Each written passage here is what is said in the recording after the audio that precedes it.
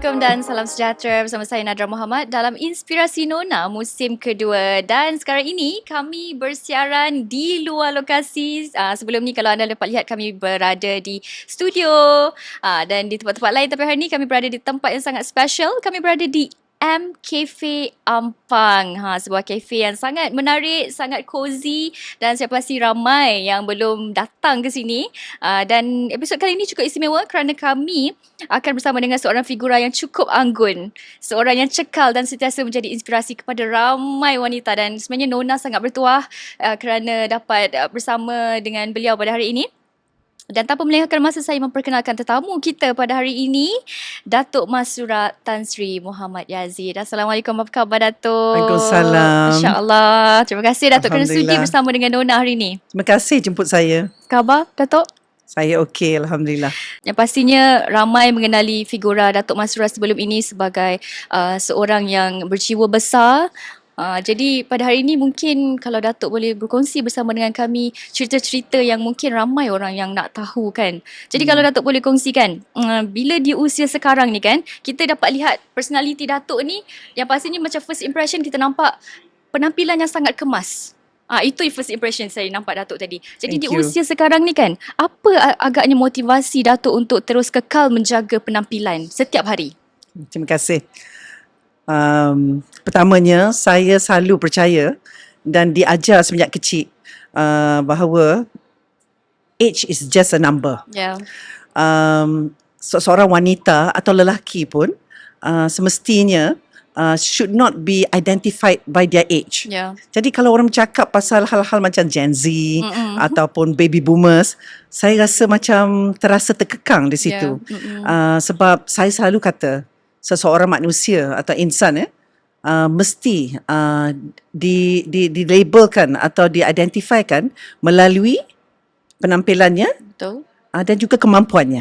Itu yang lebih utama. Jadi kalau seorang orang muda kalau dia boleh mentadbir negara, dan dia boleh mentadbir negara kalau itu kemampuannya. Tapi bukan sebab dia itu muda. Dia tidak boleh berbuat ini, tak boleh berbuat itu. Dan juga sesiapa saja yang sudah lanjut umur, atau dah berusia. Saya tak suka menggunakan perkataan tua. Saya suka menggunakan perkataan lanjut usia ataupun berusia. Kalau dia masih juga boleh mentadbir, dan dia patut meneruskan. Begitulah. Bagi saya, penampilan tu penting. Kesihatan tu penting. Jadi apa yang kita masuk dalam mulut kita, itu sangat penting. Daripada pagi sampai ke malam. Jadi kalau Datuk boleh kongsikan juga mungkin rutin ataupun penjagaan makanan, pengambilan harian yang Datuk amalkan untuk kekal sihat dan bertenaga sepanjang hari. Ya. Saya tak makan breakfast. Memang banyak orang kata, that's not good. Tetapi kita tengok badan kita masing-masing. Kita tidak boleh mengikut apa yang the health guru cakap. Kita mesti menengok kesesuaian badan kita. Dan tengah hari saya makan dengan baik. Dan sebelah petang mungkin makan lagi sikit mungkin, tapi malam saya tak makan. Kecuali kalau saya ada power breakfast, saya ada perbincangan pagi, ataupun saya ada dinner function atau kenduri kahwin ke, barulah saya makan. Kalau tidak, ia bukannya satu malas. Dan pagi-pagi saya mesti makan antioksidan yang sangat tinggi, dan juga my lemon and also ice water. Saya seorang pengamal ice water yang sangat kuat rasanya. Sama, saya pun sama Datuk. Sama? Ya, saya susah nak minum air suam. Itulah orang kata, tak bagus minum air suam. Siapa kata? Ya. Saya selalu tanya, siapa kata ini tak boleh buat dan itu tak boleh buat? Setiap kita mesti ada keyakinan diri untuk menentukan apa yang baik untuk kita. Betul. Dan yang pastinya kita ambil sesuatu tu moderately lah. Kita tahu sederhana, betul. Apa yang baik dan tidak kan Datuk? Betul. Tapi kadang-kadang benda tu sedap, makan banyak juga. Betul. Macam sampai lupa diri pula. Ya, betul. Okay, baik Datuk. 7 tahun menggalas amanah sebagai wakil rakyat di Kuala Kangsar seperti yang kita tahu. Jadi, apa update hidup Datuk Masura hari ini? Kalau boleh kongsikan. Sebenarnya saya bersyukur saya dibagi ruang ini oleh Allah Subhanahu Wa Taala. Mungkin masa ketika saya tidak dibagi tempat itu, tidak diberi bentuk bertanding, saya merasa macam sedikit sedih sebab there's so much more I need to do in Kuala Kangsar. Jadi saya sekarang ni banyak menguruskan diri. Dan juga menguruskan hal-hal yang berkaitan dengan keluarga. Banyak membaca sebab saya banyak meninggalkan bacaan-bacaan saya sebelum ni. Saya juga seorang pecinta muzik. Saya suka dan juga filem-filem yang saya suka adalah period film. Filem-filem yang masa zaman-zaman dulu especially the European period film. Dan juga saya suka melakar puisi dan sajak. Dan juga saya penggemar fashion sebenarnya. Wah. Tapi tak adalah nak pakai semua fashion. Saya tengok kesesuaian untuk diri saya lah. Dan saya believe in colours.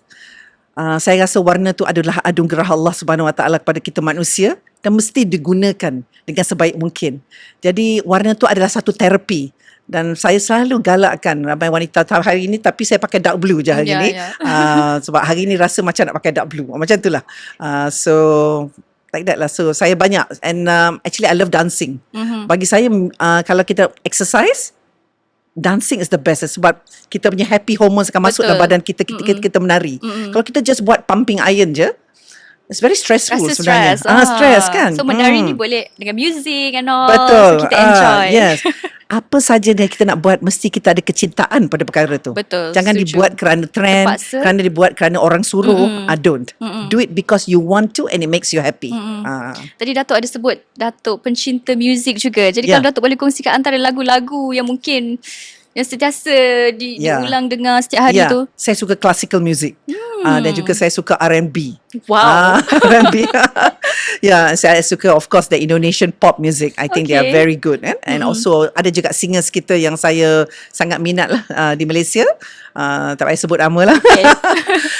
Dan saya suka lagu-lagu yang to do with dancing. Dan satu lagi saya suka retro music dan juga music yang di-remixkan daripada zaman dulu macam P.Ramlee-nya song.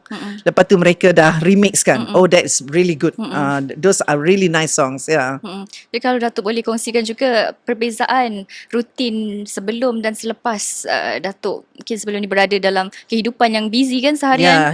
Dan sekarang ni saya rasa saya lagi busy sekarang. sekarang. Sebab saya tu dah tak ada rutin. Saya akan mencapai apa yang saya nak buat. Macam hari ni saya Pack jumpa pack dan kadang-kadang kalau kawan-kawan call saya mesti nak make time to jumpa. Dulu saya tak ada kesempatan. Kenduri kahwin sebelah keluarga saya di Kelantan dan juga di Negeri Sembilan. Saya selalu miss sebab saya tak dapat. Saya sebagai isteri masa tu, sebagai isteri wakil rakyat, saya mesti mengutamakan kenduri-kenduri di kawasan. Lepas tu jadi wakil rakyat sama juga. Jadi I am actually orang kata a lot of throwbacks, a lot of perkara-perkara yang orang kata macam kadar banyak perkara lah akhirnya. So masa tu diisi dengan aktiviti sangat. ya.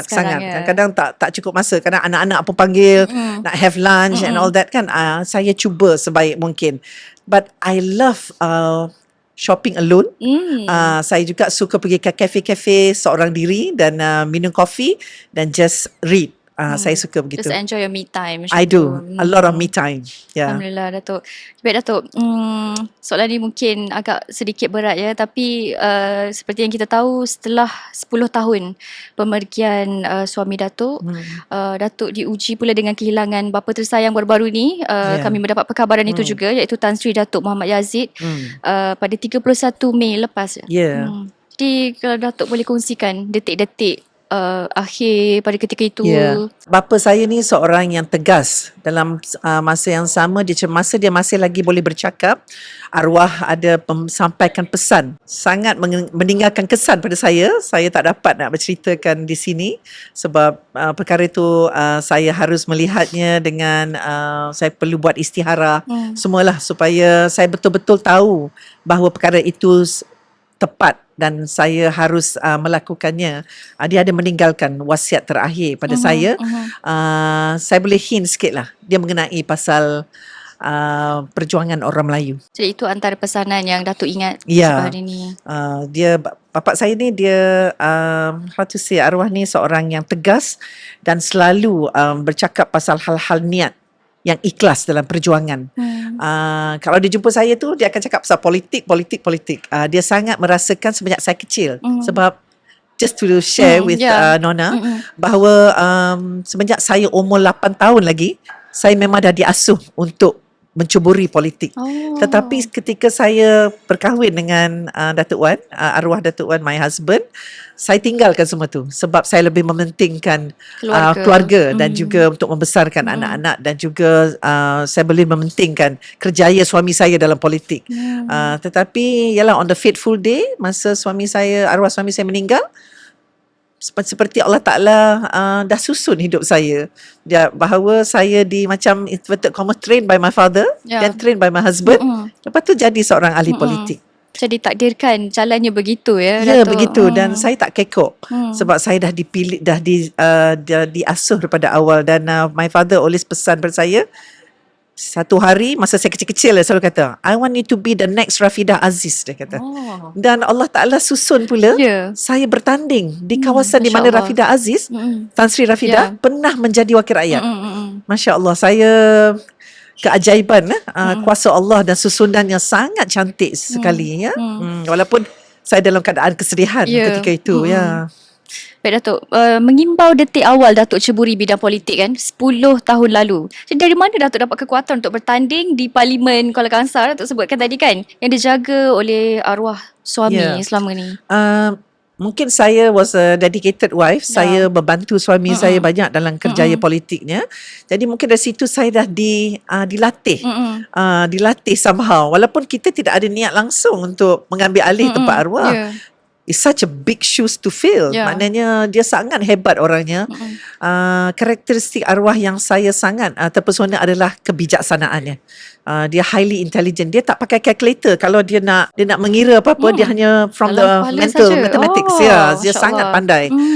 Dan itulah saya berjumpa ramai rakyat Kuala Kangsar, dan mereka mengenali saya. Jadi ia bukannya satu perkara yang terlalu rumit. Tetapi akhirnya kita perlukan pertolongan Allah Subhanahu Wa Taala kan, betul. Whatever it is ya. Jadi berada di lapangan bagi Datuk bukanlah satu perkara yang kekok atau benda yang asing ya bagi Datuk. Tidak, malah saya suka melakukannya. Alhamdulillah. Baik Datuk, kita tahu Datuk ada 4 hero kan. Dan kita nak tahu sisi lain Datuk Masura sebagai seorang ibu. Jadi cabaran Datuk membesarkan 4 anak lelaki seorang diri selepas pemergian suami tercinta. Jadi apa pengajaran paling berharga yang Datuk boleh kongsikan buat ibu-ibu tunggal di luar sana yang sedang berjuang untuk membesarkan anak? Terima kasih. Anak-anak saya, mungkin saya rasa apa yang menyenangkan saya sedikit, daripada awal saya memang mendidik anak saya untuk memahami bahawa kenapa kita seperti kita, sebab environment kita sebegitu. Jadi bersyukur pada Allah pasal itu.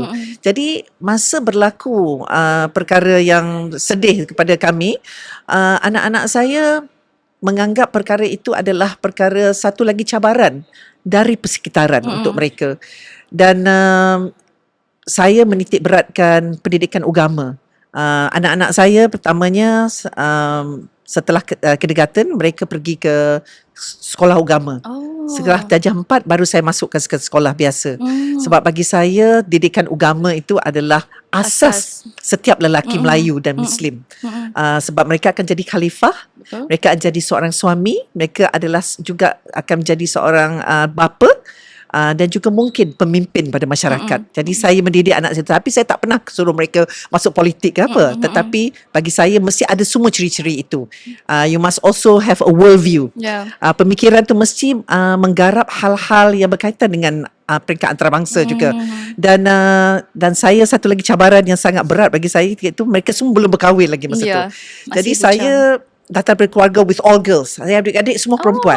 Sedangkan anak saya semua lelaki. The irony ya. The irony of it. So macam mana saya nak mengurus? Dulu suami saya ada ya. Jadi saya belajar daripada pengalaman kawan-kawan, dan saya banyak bersabar dan menganggap mereka adalah partner saya ataupun sahabat saya, walaupun mereka masih kecil.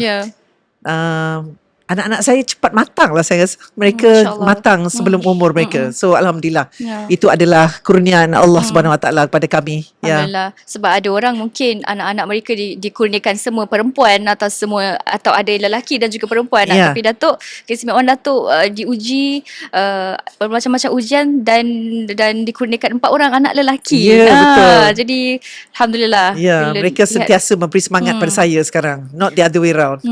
Jadi agaknya Datuk kan dalam empat anak Datuk ni agaknya siapa yang Datuk macam tengok ada cenderung minat mereka tu ke arah politik, ada tak Datuk? Ada. Wan Emir. Wan Emir. Wan Emir Asta. Ya. Dan saya bersyukur sebab dia juga dia tidak gopoh. Dia selalu kata pada diri saya dia banyak lagi nak belajar. Walaupun saya lihat dia sekarang sangat popular ya. Lebih betul. popular daripada saya sebenarnya. Alhamdulillah. Saya selalu kata kat dia Emir kena faham nadi dan denyut rakyat. Betul. Apa yang rakyat mahu dan betul-betul dengar suara rakyat. Dan lepas tu pantulkan pada diri dan berdoa pada Allah Subhanahu Wa Taala bahawa permintaan rakyat itu akan sampai. Saya nak lihat Emir sudah mula ke arah itu. Dia sudah mula berjuang seperti itu. Alhamdulillah. Ya, so Emir lah saya nampak dan syukur juga sebab Mira, Datuk Mira juga seorang ahli politik dulu juga. Jadi it takes a wife that also understand ya. So alhamdulillah syukurlah. Dan yang pasti dia dapat sokongan penuh lah daripada ibunya sendiri. Yes, always. Alhamdulillah. Yes. Okay, baik Datuk. Allahyarham Datuk Wan Muhammad Khairil Anwar pergi secara mengejut kan.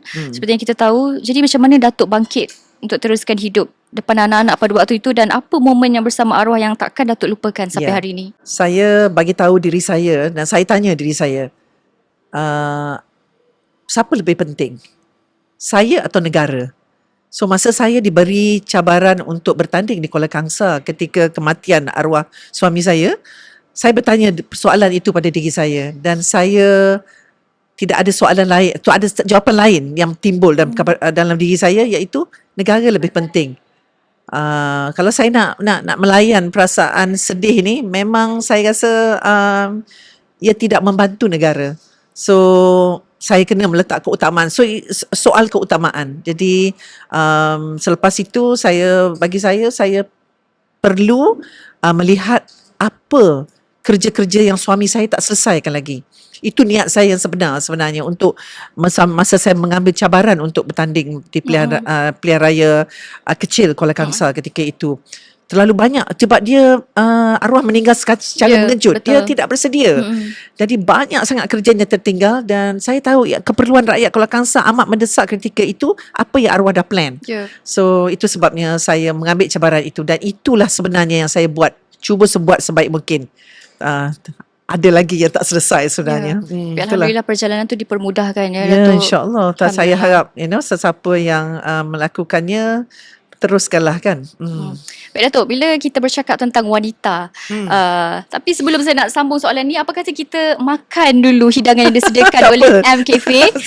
Boleh tak Datuk rasa sebab ini signature dessert mereka. Kita ada banana pudding dan juga tiramisu yang paling sedap katanya. The best in Ampang. Best in Kuala Lumpur. Best in Kuala Lumpur ya. Cuba kita rasa. Tiramisu ni favourite saya sebenarnya. Ya, okey saya cuba banana pudding ni. Okey, bismillah. Bismillahirrahmanirrahim. How was it? Sedap. Very nice. Masya-Allah. Okay, baik Datuk. Ya. Bila kita bercakap soal wanita zaman sekarang, wanita hari ini bergerak seiring dengan lelaki juga. Kita bukan lagi mungkin orang cakap wanita zaman dahulu lain, zaman sekarang lain. Tapi wanita zaman sekarang juga ada cita-cita, ada vision dan mission yang tersendiri untuk menjadi seorang yang macam mana kita cakap, career woman yang berilmu. Bukan sekadar ada kerjaya, cita-cita tapi berilmu. Jadi Datuk sambung pengajian PhD di usia 60-an. Jadi apa yang membuatkan Datuk ambil keputusan ni nak continue studies ni?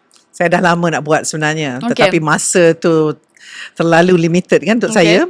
Jadi saya ambil keputusan untuk buat PhD sekarang ketika saya masih ada masa untuk melakukannya. Tapi itulah, it's not easy ya. Yeah. PhD ni very challenging ya. Dan saya ni bukanlah nak kata rajin sangat pasal hal akademik.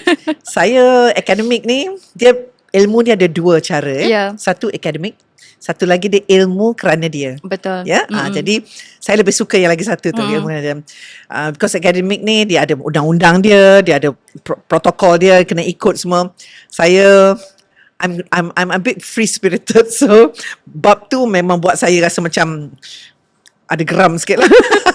Saya akan kata, oh God, bila nak selesai. Tapi when it comes to the content, Yeah.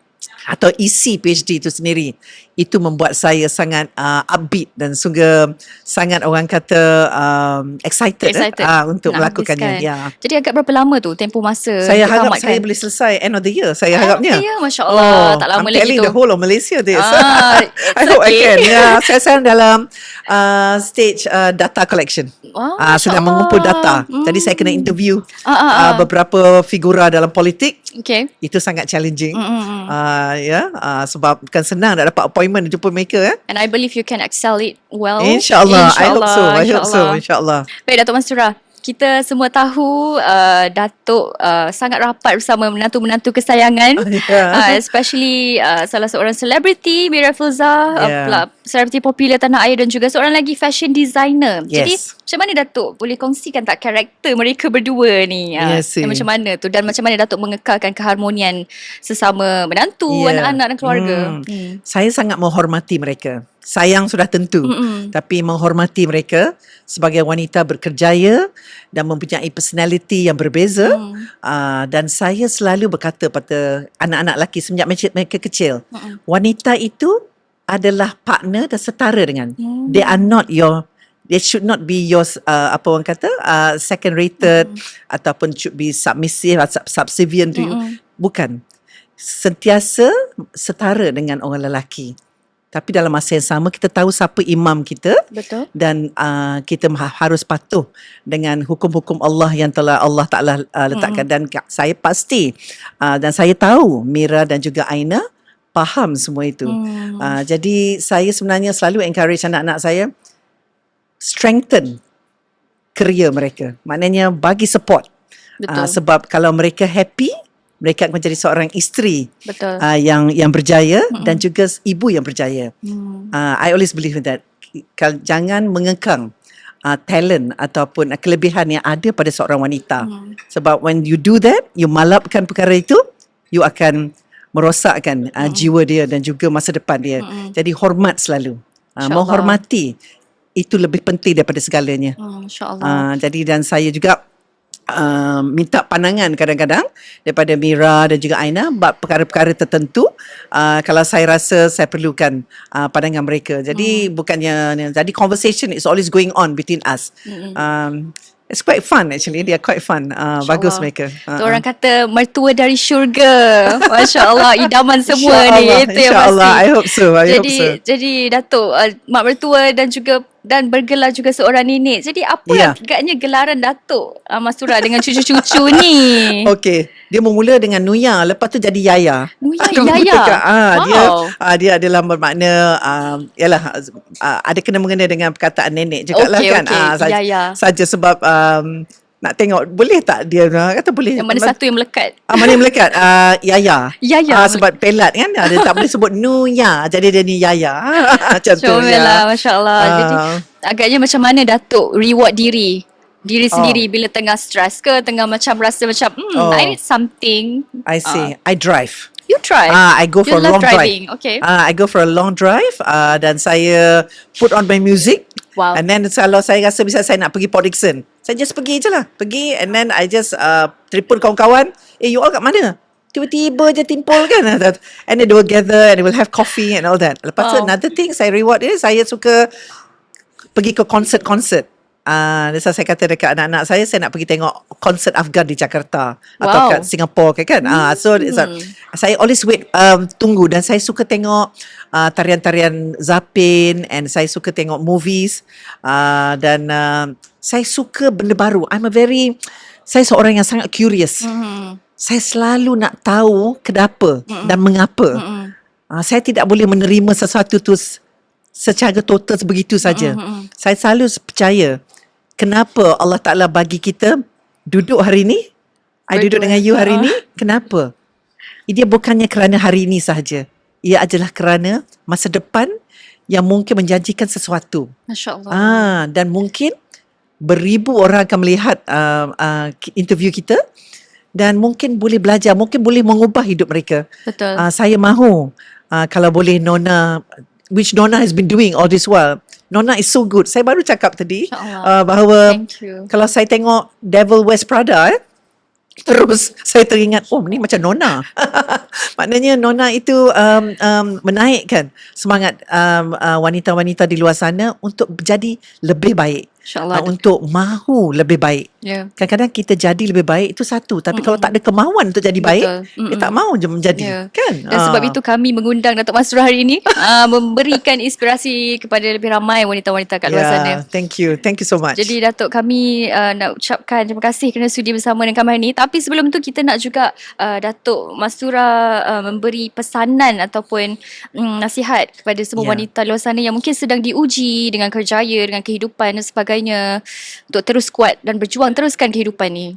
Terima kasih dulu. Saya nak dahului ucapan terima kasih pada Nona. Terima kasih banyak. So comfortable to talk to you. Thank you so much. Thank you, and you're so beautiful. Masya Allah. Dan keduanya, buatlah sesuatu, buat apa saja, walaupun bergosok gigi, kerana cinta padanya. Masya Allah. That means kecintaan pada apa saja, ya, is very important. You have to love what you do.